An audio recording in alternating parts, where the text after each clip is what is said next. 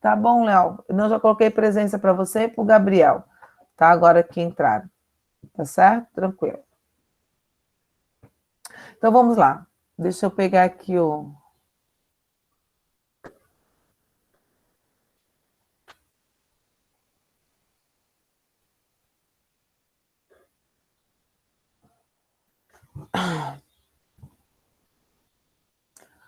a lista. Terceiro. Literatura.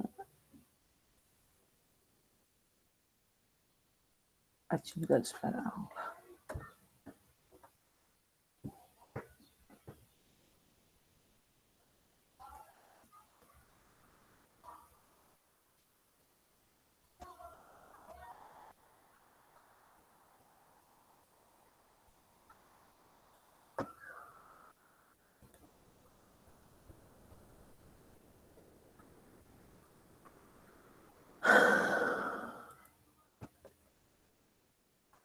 Peguem peguem onde está o arquivo de vocês aí para acompanhar aqui.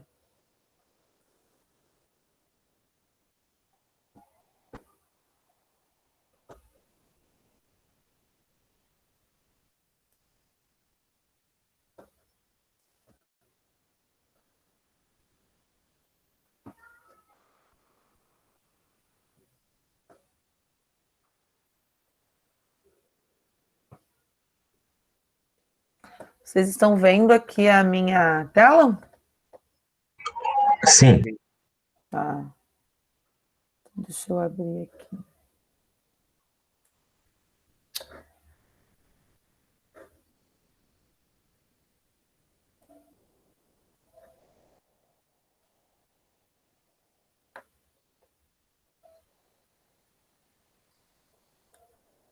Estão vendo aqui? Sim. Beleza, então. Então, vamos lá. Aqui nós vamos falar um pouquinho, fazer uma recapitulação de todas as fases dessa segunda geração. Tanto a das duas fases, tanto a da poesia quanto a da prosa. Né? A poesia ela teve uma importância muito urbanística, né? A questão da observação, como nós tivemos Carlos Drummond de Andrade, como nós tivemos Cecília Meirelles, né? Poemas que retratam o cotidiano e dia a dia urbanista daquela cidade, daquela situação ali, né? do povo. Enquanto na prosa eles vão trabalhar mais a questão de denúncia, né? O olhar deles vai ser para o sertanejo. Então, é uma fase também considerada regionalista, e nós já tivemos duas fases anteriores, tá? Que falavam sobre o regionalismo. Vou perguntar mais uma vez, quais são essas duas fases? O pré-modernismo e a primeira geração do romantismo, ela falava sobre o indianismo, né? Na prosa de José de Alencar também nós tivemos a parte regionalista. Ele é da primeira, né, do romantismo, o José de Não, Alencar. a primeira geração do romantismo, Igor, tu tem que levar em consideração não o regionalismo, o nacionalismo. Entendeu? Ok. Quando falar de primeira geração, não é regionalista, ela é nacionalista. Ela engloba toda a questão da nacionalidade em território brasileiro, tá? A busca dessa nacionalidade, a busca das raízes. José de Alencar, na prosa, ele vai destacar o sertanejo, o regionalismo, quando ele trabalha o sertanejo, por exemplo, que é a obra dele regionalista. Só que com um olhar romântico, né? Nós temos a outra parte, como tu falaste. Então, nós tivemos, quando eu falo de regionalismo, outros olhares regionalistas, eu tenho que olhar em prosa, tá bom? Eu tenho que olhar José de Alencar, que foi da fase romântica. Eu tenho que olhar o pré-modernismo. Oi? O Euclides da Cunha com os sertões. Exatamente, Euclides da Cunha com os sertões. Nós também tivemos Lima Barreto com a valorização do caipira com Jeca Tatu, lembra? Que ele representa o interior ali do Brasil, tá? Nós temos que Monteiro ter esse Lobato. olhar. Isso, exatamente. E depois nós temos agora essa segunda geração. Porque vocês têm que saber bem isso, porque na terceira geração vai se misturar tudo, tá? A terceira geração não vai ter mais um olhar regionalista ou um olhar irreverente. Cada autor ali, que a gente chama também de contemporaneidade, cada autor ali vai descrever e vai falar e vai escrever sobre o que sente, ponto. Não me interessa. Clarice é muito psicológica, mas na obra dela vão ter trechos regionalistas. Estão me entendendo? Então vão se misturar os temas, diferente da segunda geração. Ela vai ser altamente regionalista com um olhar de denúncia. Aí eu tenho Guimarães Rosa, por exemplo, o Guima, ele trabalha o regionalismo, mas a linguagem do regionalismo. Ele já vai trabalhar uma outra questão, né? E ele como diplomata, ele tem um olhar muito amplo de tudo que acontece ali naquele médico, né? Ele conta os causos e transpassa para suas obras a linguagem do sertanejo. E o João Cabral de Melo Neto, que representa a poesia da terceira geração, esse sim trabalha o retirante, o nordestino, e trabalha um eu lírico de denúncia, né, de sentimento de não querer sair da terra, aquela coisa toda, né, que ele fala muito abertamente sobre isso nas suas obras, tá? Então, ele não vai ter, a terceira geração, ela não vai ter uma característica específica, ela vai ter uma característica psicológica, ela vai ter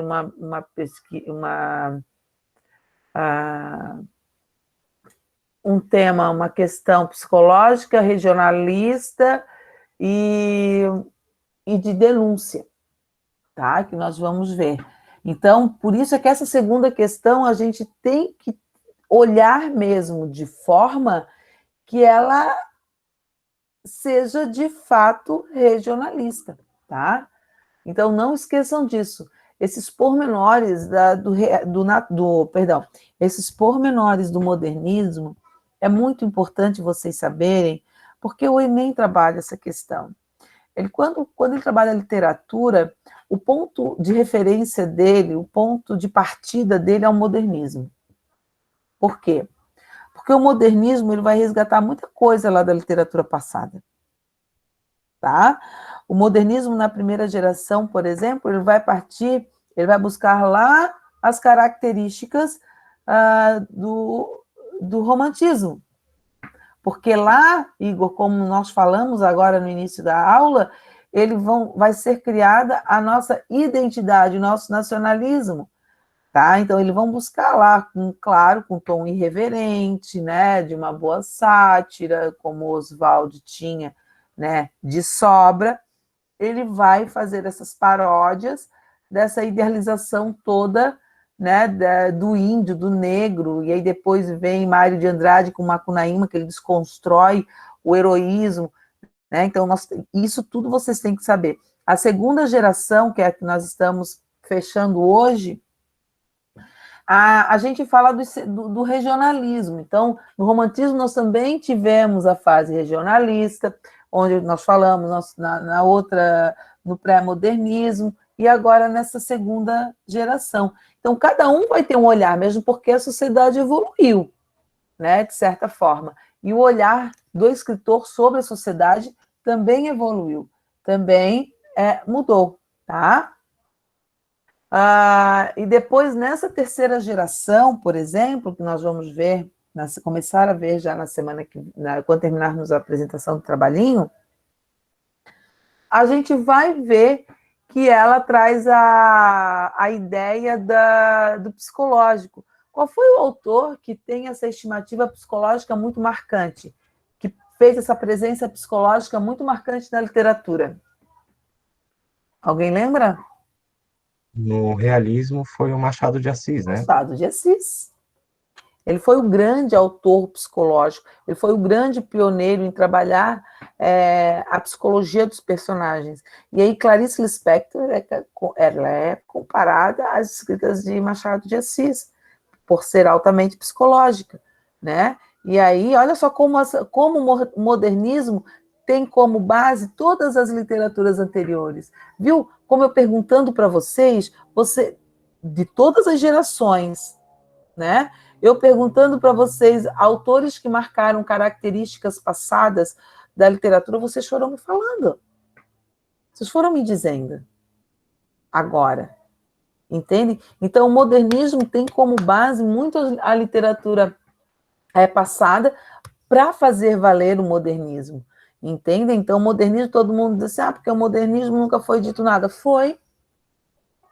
É uma coisa que nunca foi. Não, foi, já foi dito. Já foi dito do psicológico da personagem, com Machado de Assis, já foi falado do nacionalismo lá com o romantismo, já foi falado do regionalismo, sim, com o pré-modernismo e o romantismo também. Como não? Só que a evolução da literatura faz com que o olhar observador, né, do autor mude também, obviamente. Tá? Então, tenham em mente isso. É isso que o Enem quer que vocês façam. Essa análise, essa linha do tempo com a literatura. Tá? Então, vocês conseguindo fazer essa análise do tempo, chegar no modernismo, show de bola. Vocês estão no caminho certo. Tá? E tem que ter essa mente. Cada época tinha um olhar diferente. Cada época vivia um momento da sociedade diferente, tá? Por isso é que as características que compõem cada movimento literário é muito importante. Tem as principais, lembram que eu digo para vocês, ó, essa é a principal, só essa tem, né? Então, por isso é que vocês têm que fazer isso. Uma outra coisa que vocês têm que tentar fazer é a composição da literatura junto com as artes. Tá? Então, essa composição, eles sempre gostam de trazer uma imagem que reflete aquilo que foi dito na literatura, né? Uma tela que mostra o que foi dito, né, lá na literatura, ou ele mostra a própria ênfase ou ele mostra a própria ênfase do poema com uma outra imagem, certo? Então a gente tem que ter. Claro, tu não botou para carregar, cadê o carregador? A mãe agora não pode, a mãe tá dando aula. Então por que você não carregou quando eu tava falando pai? É que eu não vi, filha. Tu deixou o teu celular escondido, como é que eu ia saber? Depois a mãe vê isso para você. Tá? Então vamos lá. A primeira questão. Sobre a segunda geração do modernismo brasileiro, é correto afirmar: a cultura indígena e africana foram as principais. Olha aqui, ó. Foram os principais temas explorados, né, pelos escritores desse período? Não. Não, muito bem. Chamada de fase de construção, a produção literária desse momento esteve voltada para a denúncia, ó, essas são as partes principais que eu estou destacando para vocês. Ó. Denúncia da realidade brasileira. Posso dizer que essa... Sim, vamos dar uma atenção aqui. O índio foi eleito como herói nacional? Não, né? Não, isso é lá no romantismo, né? Muito bem, Igor. Isso é lá no romantismo, né? Então a gente, olha só a importância da nossa conversa no início da aula. Desprovida de engajamento político, isso quer dizer que ele não tem nenhum tipo de engajamento político, né? Aí a gente já nesse movimento a preocupação era acerca do aprimoramento da linguagem. Isso aqui, ó, já descarto, né?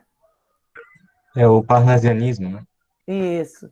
E assim, ó, desprovido da aprimoramento da linguagem, estou falando parnasianismo, e desprovido de engajamento político. A segunda geração tem um engajamento político, gente? Tem. Tem. Total. Total. Certo? Tanto Total. que eles chamam de neorrealismo e neonaturalismo. Isso mesmo, muito bem. Pesquisou, hein, Igor? É isso aí. Com forte teor...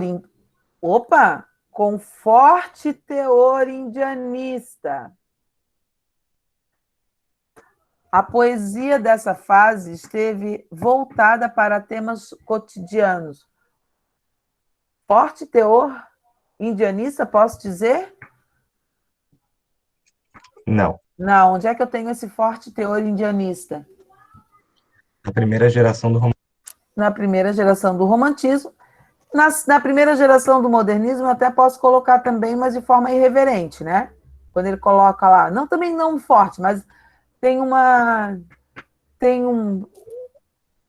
um certo olhar por conta do que a gente conversou lá no Do início. verde amarelismo, né? Isso, Aquela escola da Anta que tem tudo. exatamente.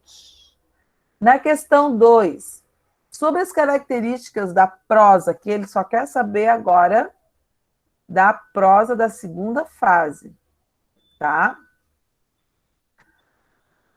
A produção literária dessa fase buscou no Brasil, é incorreto afirmar. A produção literária dessa fase buscou apresentar um retrato mais objetivo da realidade, sim ou não? Sim. Sim, correto, realista. Neorrealismo, como tu falaste, né? O regionalismo nordestino representou uma das principais expressões do romance de 30. O foco era quem, gente? Nessa fase? Nordeste. O Nordeste. Tá? É verdadeiro isso? Sim, né? Na C. A denúncia social e o engajamento político são duas fortes características da produção desse período. Verdadeiro ou falso? Verdadeiro. Verdadeiro, engajamento, olha aqui, ó. Muito bem. O uso da linguagem coloquial e dos regionalismos marcaram os romances publicados nessa fase. Certo. Certo. Quando eu falo linguagem coloquial, é quando eles retratam a linguagem simples do sertanejo, quando eles dão a voz aos... Desculpa. Quando ele dá a voz ao sertanejo, como em Vidas Secas, por exemplo, tá?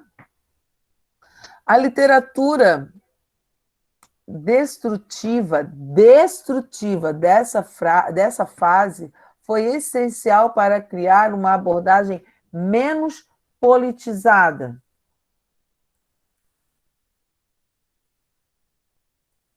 Falso, né? Essa aqui seria, então, a questão errada, certo? Certo. Só colocar aqui o gabarito.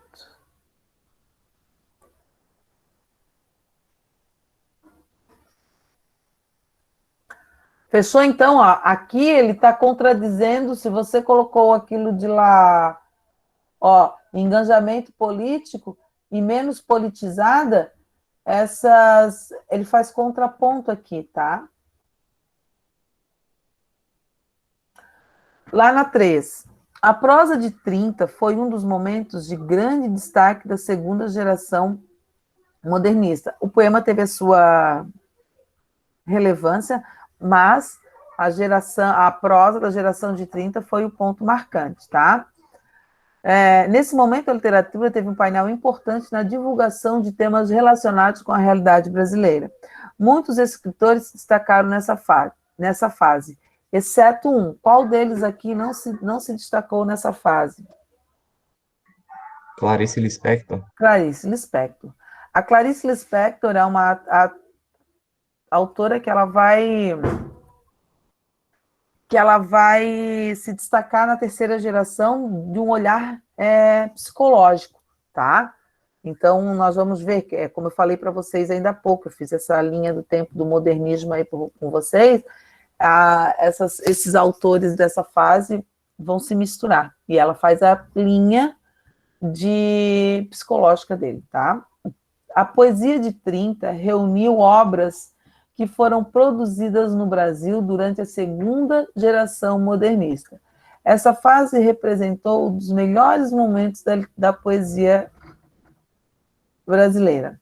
Sobre as características desses textos, é correto afirmar presença de versos livres, preferência da linguagem formal, né?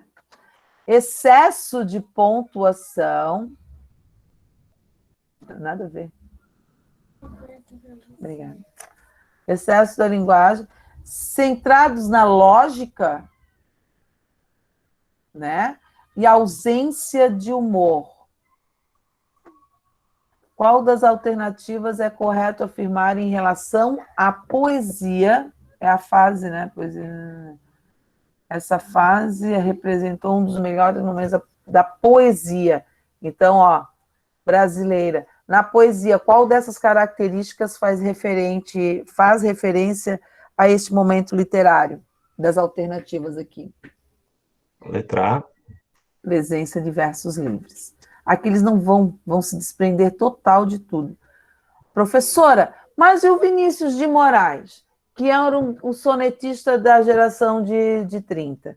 Gente, Vinícius de Moraes, tanto é que o poema deles, que é soneto, são sempre intitulados como sonetista, né? Soneto de fidelidade, soneto de não sei do que, soneto de não sei do que, certo? Então, ele sempre intitula suas obras, seus poemas, que são sonetos, dessa forma. Só que ele não fica enquadrado, tá? Nos moldes dos clássicos, né? Se nós formos comparar um soneto de Vinícius de Moraes com um soneto parnasiano e um soneto de Camões, por exemplo, ou de Sá de Miranda, por exemplo, meu Deus, eu tenho a forma do soneto, que são 2 quartetos e 2 tercetos, mas a conversação das rimas não tem rimas, são versos livres, eu não tenho metrificação de versos, né? Então eles não se preocupam com isso. É isso, quando eu digo assim, a presença de versos livres, não é a forma do soneto, mas ali, ó, eu não ter que rimar, eu não ter que estar dentro das métricas, eu não ter que estar dentro de toda a forma que um soneto clássico me pede. Tá bom? Meu Deus, se a gente estava analisando lá, fazendo a escansão poética dos versos lá com o primeiro ano de Vinícius de Moraes e de Camões, meu Deus, é berrante. Assim, é muito distância, tanto quanto o tempo, quanto a linguagem, quanto a forma da escrita, mesmo sendo um soneto, tá? Então fica essa ressalva por Vinícius de Moraes. Lá na 5. Opa, ali é a letrinha... deixa eu só botar aqui. Alguma dúvida até aqui, alguém? Eu só fiquei com dúvida no centrados na lógica, quando ele fala ali. Na lógica? Peraí. Deixa eu ver aqui. Quando ele coloca centrados... Não, porque na lógica é ser céticos, não colocar o sentimento. Então, Vinícius de Moraes, e na lógica a gente pode dizer que cabe aqui para o parnasianismo, por exemplo. Entendeu? Entendi. Porque, só para você, eu acho que com exemplo fica mais claro em falar, tá? É porque quando a gente fala a questão do poema da geração de 30, eles colocam todo o sentimentalismo deles ali, sim. Né? O eu lírico é muito aflorado, sim. Quando a gente fala de Vinícius de Moraes, ele era apaixonado pelas mulheres, ele era apaixonado. E ele descreve isso nos poemas dele. Quando Carlos Drummond de Andrade, ele era um observador, mas ele não era um observador lógico, ele era um observador sentimental. Ele colocava todo o eu lírico, não era todo o sentimento dele naquilo, né, que ele descreve. Cecília Meirelles eu não vou nem comentar, né? Meu Deus, ela é altamente sensível em relação a isso. Embora seja muito descritiva, mas ela é de uma sensibilidade, meu Deus, maravilhada em relação aos poemas dela, tá? Entendeu ali o que é a lógica ali? Centrado na lógica? Sim, agora Mais, sim. alguém, Obrigado. mais alguém tem alguma dúvida em relação a isso? Em relação a alguma questão até agora, posso tocar? É bom que só o Igor participa. Imagina se o Igor faltar, né? Fico eu aqui, falando sozinha para as paredes. Né, Lucas Martins? O Igor é o cara. Meu Deus do céu, fico aqui falando, não. Estou aqui apresentando os poemas. Cadê o Patrick? O Patrick também gosta de... É o Patrick, ele tá aqui na cal comigo, ele tá assim, professor. Tô aqui, professora, tô aqui. O João Olha, também tá, o Kaique, o Moreira, tá todo mundo aqui, professora. é sério, vocês estão todos juntos misturados hoje? Sim, professora. Eu tô sem Eu microfone. A não- gente tava organizando aqui o grupo, esperando a professora falar. Ô, professora, Ah, é que a gente não sabe quanta gente que vai ser em cada grupo. Aí a gente tá aqui decidindo o que a debatendo gente sobre vai isso ajeitar do também. grupo. Então... Eu não tô na call, não, professora. Ah, não, você tá Vai em ser, casa, né? vai ser o Patrick, mas não fala pra ele, professor. A gente vai ajeitar ele, mas... Tá bom, seus cacos. Ó, lá na questão 5, então. Temas relacionados com o universo nordestino foi explorado por diversos autores na segunda fase do modernismo no Brasil. Ponto, uma afirmação. Das alternativas abaixo, o romance que não apresenta essa temática é o quê? Vidas Secas, de Graciliano Ramos, A Bagaceira, de José Américo de Almeida, O 15, de Raquel de Queiroz, Menino do Engenho, de Liz do Rego, O País do Carnaval, de Jorge Amado. Qual delas ali não faz... É, professor. Hã? E. A letra? E. B? E. Perfeito. Desculpa, entendi errado. Isso mesmo. Letrinha E. Bem, o País do Carnaval, ele fala sobre a miscigenação do povo. É bem legal essa obra, muito bacana. Lá na 6, esse poeminha, dá uma agonia, né? No meio do caminho tinha uma pedra. Tinha uma pedra no meio do caminho. Tinha uma pedra no meio do caminho. No meio do caminho tinha uma pedra. Nunca me esquecerei desse acontecimento na vida de minhas retinas tão fatigadas. Nunca me esquecerei que no meio do caminho tinha uma pedra. Tinha uma pedra no meio do caminho. No meio do caminho tinha uma pedra. Profundo?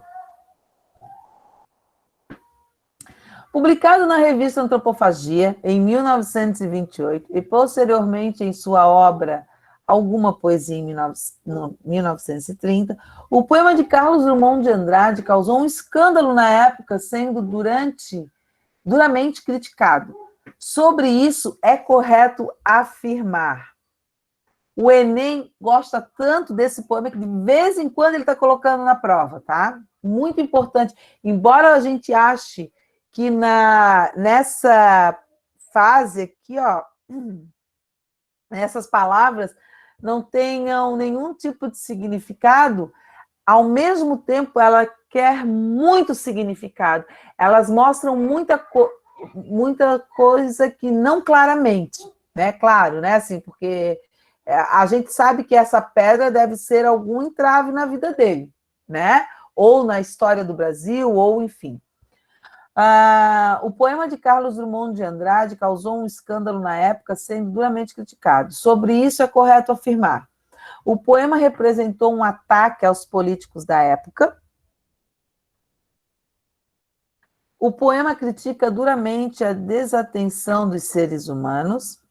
O poema utiliza o ceticismo para abordar um tema corriqueiro. Que tema corriqueiro? Né? Não tem ali, que a C já pode tirar. O poema apresenta críticas relacionadas com o choque social presente no país, essa daí também a gente pode, né? Ou o poema utiliza a ironia e o sarcasmo para se referir à condição humana. Qual das três alternativas vocês acham, das alternativas abaixo, vocês acham que seja mais plausível, né? Vendo a contextualização histórica, vendo quem é Carlos Drummond de Andrade, pode ser assinalada ali.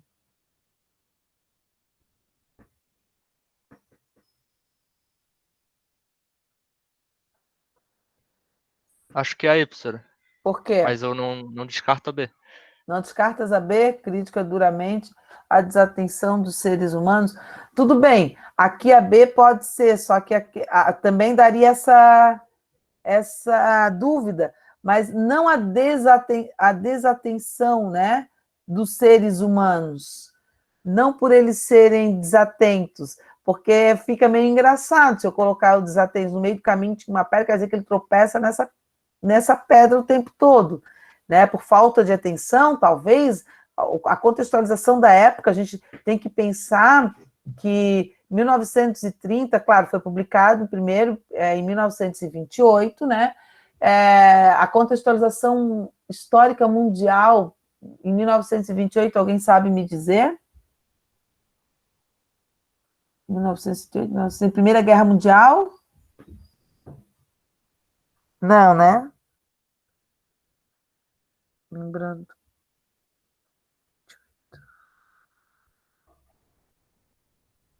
Porque ele se destaca em 1930, que vai até 1945. Nesse momento está acontecendo a Segunda Guerra Mundial, certo? Concordam comigo? Sim. Né? Então, eu não posso dizer que é uma desatenção dos seres humanos. Então, contextualizando com o que acontece, não posso dizer ali desatento. Mas a letra E é o que mais, tá, Gonçalves? Cabe nessa alternativa aqui, né? Com ironia, a ironia que ele faz é a pedra. Ele está ironizando a pedra, tá? E essa brincadeira, o sarcasmo de não conseguir ir para frente, a condição do ser humano em não ir além, em não conseguir o objetivo próspero. É isso que ele está considerando ali, tá?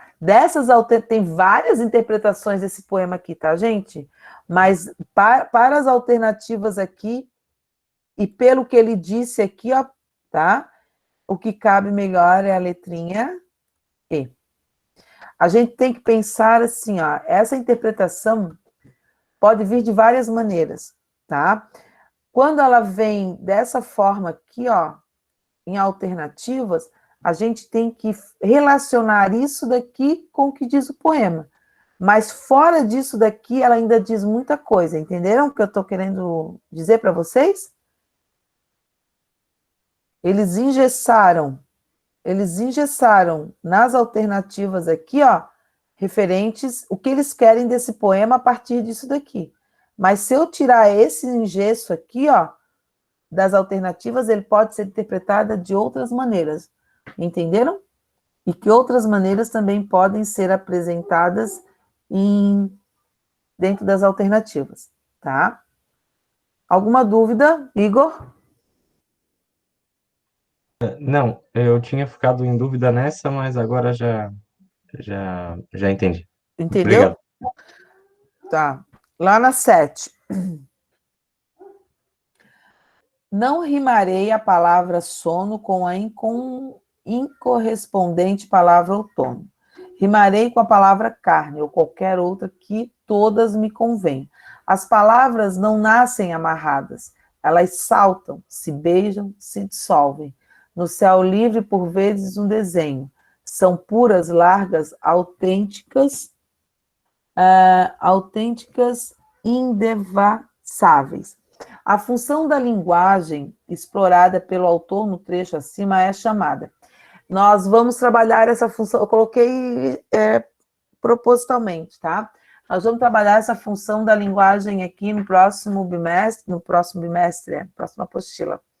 Além das figuras de linguagem 2, nós vamos ter a função da linguagem, também muito explorada pelo Enem, né? Eu e a Fábio vamos trabalhar juntas essa função da linguagem, tanto para analisar dentro de uma proposta de redação, quanto dentro da literatura, quanto dentro da gramática, tá? Então, quando eu falo da função da linguagem explorada pelo autor no trecho acima, ela é chamada de... Alguém se arriscou em colocar essa daqui? Eu botei a metalinguística. Metalinguística, muito bem. Por que tu chegasse a esta conclusão? Porque ele está falando sobre o próprio processo de escrita, né? Isso. Ele fala sobre como ele constrói o texto, e é um Isso. texto falando sobre o texto, né? Isso. Explicando mesmo esse processo, isso mesmo, é um texto, essa é a referência da metalinguística. Perfeito. Alguém teve alguma dúvida em relação a isso? Professora, Fala. só uma coisa, o trabalho ele pode ter 4 pessoas no grupo, né? Mais até, Tá certo, obrigado. tá? Já estão agilizando aí? Quantas Já. pessoas podem ter, professora?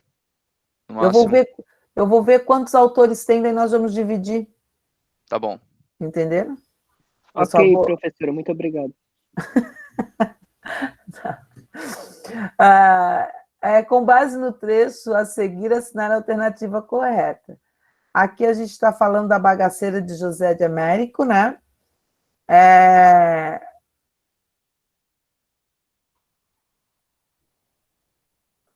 Ele vai trabalhar, cadê? Onde é que para aqui, letrinha? Aqui. Tá? Ele vai trabalhar...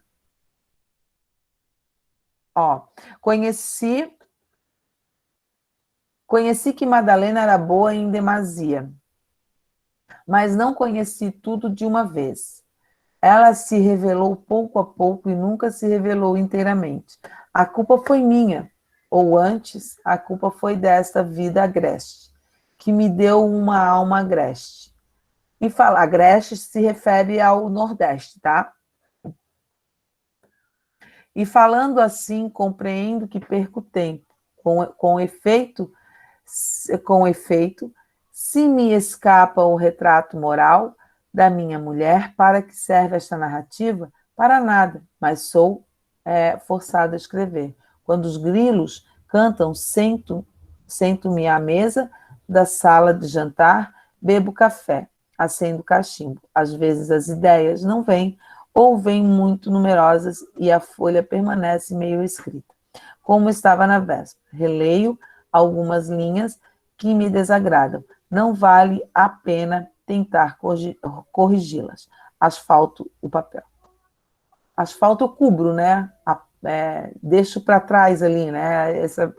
Que ele está querendo dizer. Com base nesse trecho, a seguir, assinale a alternativa correta. Qual das alternativas aqui a gente pode fazer referência àquele trecho ali?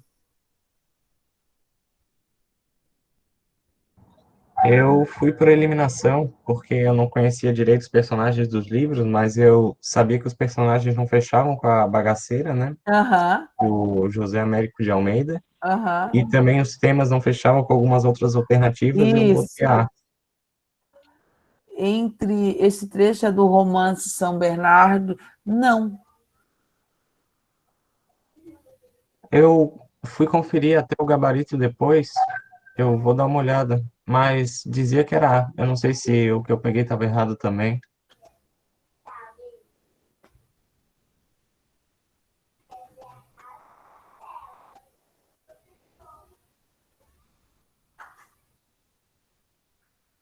É a letra A, letra A, letra A.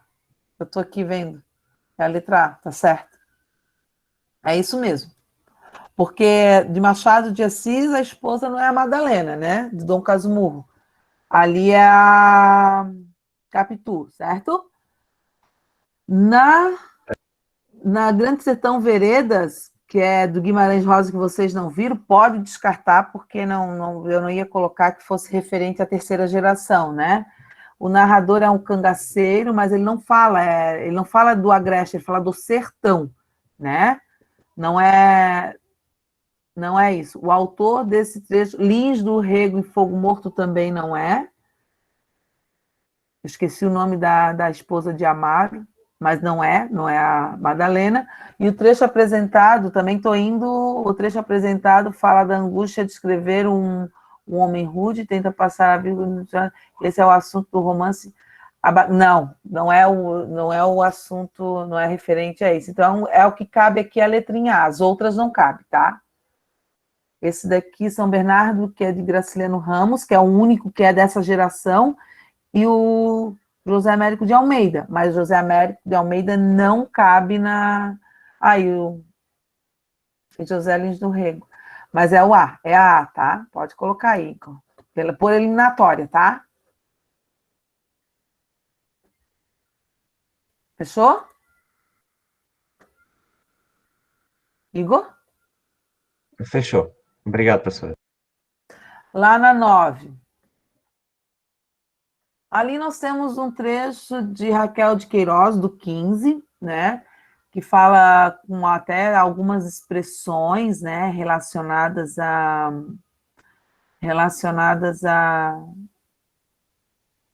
região, certo?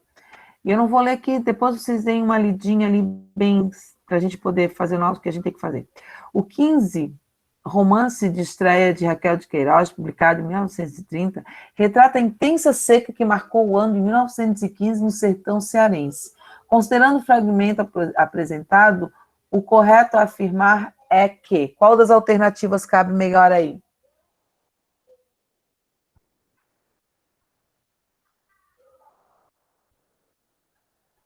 Qual das alternativas cabe melhor aqui?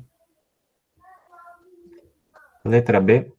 Aham, letrinha B. Ó. Na narrativa estreitamente ligada às propostas de denúncia social dos regionalistas de 30, destacam-se o drama da seca, a miséria e a degradação humana, marcantes em cenas como fragmento citado. Eu colocaria, né, nitidamente a B ali, porque eu já conheço essa obra e eu sei exatamente o que se trata a obra por inteiro. E muitos trechos da obra também retratam um pouco da história dela vivida enquanto na infância, né, nesse período, por isso o 15, né? O 15, ele faz essa analogia olha aqui, ó, o ano que marcou a seca, por isso o 15, e a idade dela quando ela veio para a cidade. Então, ela faz essa referência, tá? O 15, que retrata aquela contextualização que marcou a seca, em 1915, por isso o 15, e também coincidiu a idade dela ir para a cidade. Ela também se dizia uma retirante. Aqui eu tenho o poema Eu, de Carlos Drummond de Andrade, né? Então, é ele falando com o seu eu interior ali, né? Por isso eu. Carlos Drummond de Andrade é considerado o poeta mais importante do nosso modernismo e pertenceu à segunda geração desse período literário. Assinale as principais características dessa fase visivelmente destacadas no poema. Qual delas aqui a gente pode tirar lá do poema?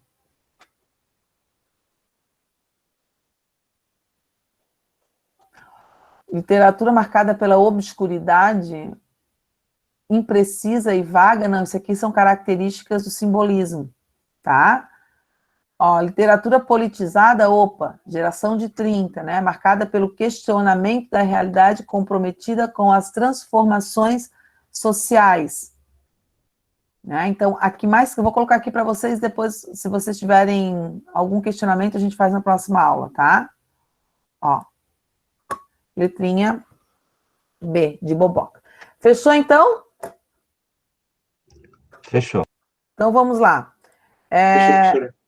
Deixa eu só pegar aqui quantos autores e eu já vou orientar vocês, tá?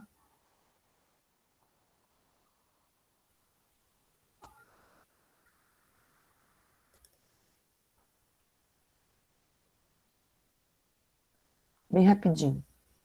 Aí, se a gente não se... Aí eu vou orientar como vocês têm que fazer aqui, autores.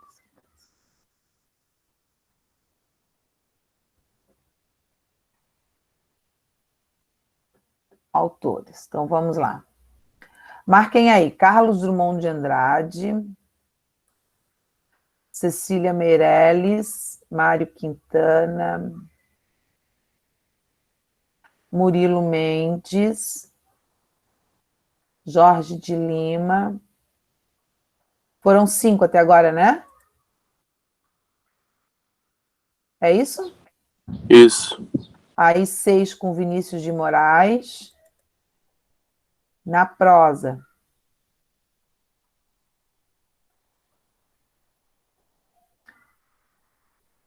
Sete com Graciliano Ramos. 8 com Raquel de Queiroz. 9 com José Lins do Rego. 10 com Jorge Amado, 11 com Érico Veríssimo e 12 com José Américo. Acho que eu não botei aqui, né, para vocês. Fechou? É isso? Conferiram? Patrick quer saber se é 4 ou 5, que ele queria fazer de 4. Dá para fazer de 4 ou 5 alunos? Pode variar, tá, gente? Mínimo de 4 e máximo de 5 alunos. Pode ser? Pode ser, professora, fechou. Aí fecha aqui com os 12, né?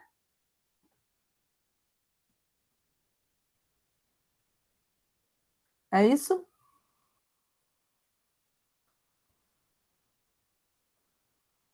Vocês estão aí? Estamos aqui, professora. Estamos aqui. Estou aqui, professor. Então falem comigo. Então tá, ó, de 4 a 5, o que vocês vão fazer? O que eu quero desse trabalho? Vocês vão se colocar em grupo e vão escolher o escritor. Não pode se repetir, é óbvio, né? Então, agora tá dada a largada. Grupo tal vai pegar tal, vão me enviando no WhatsApp alguma coisa, não pode repetir, tá?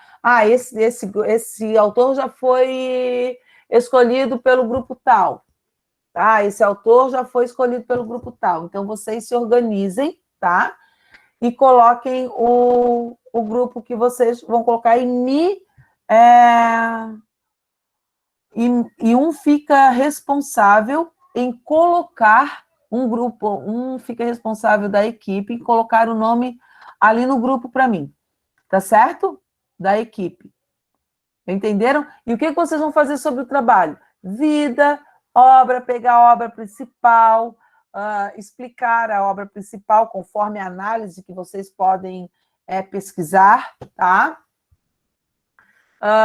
Falar curiosidades sobre aquele autor, trazer algum documentário. Vocês têm 7 a 10 minutos. Se tiver o documentário, eu vou abrir a sessão para 10 minutos. Que seja curtinho, tem muitos ali no YouTube bem legais, que são de 3 minutos, 2 minutos, sobre aquele autor, tá? Sobre análise de alguma coisa, enfim. Aí a criatividade é de vocês, a apresentação é de vocês. Professora, eu posso fazer slide? Pode. Posso fazer uma animação de alguma coisa? Pode.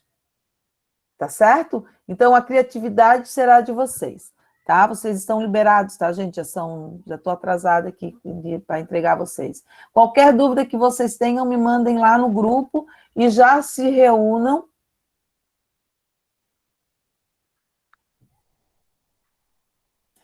E já se reúnam para me passar o nome com os grupos que eu preciso fazer a planilha, tá certo? Um grande beijo para vocês e até amanhã. Não. Até, professora. Tchau, professor. Tchau, professora. Até Tchau, meus amanhã. amores, Tchau, até professora. Até amanhã. amanhã. Aí amanhã a gente conversa. Professora, Oi. sólido. Fala, Luiz. Sala. Não Pode entendi. misturar as salas ou não? Pode misturar as salas. Pode. Tá. Tá? Bom. Pode Obrigado. sim. Tchau. Tchau, meu amor. Oi, Samara. Não, querida, eu não te tirei da sala, não.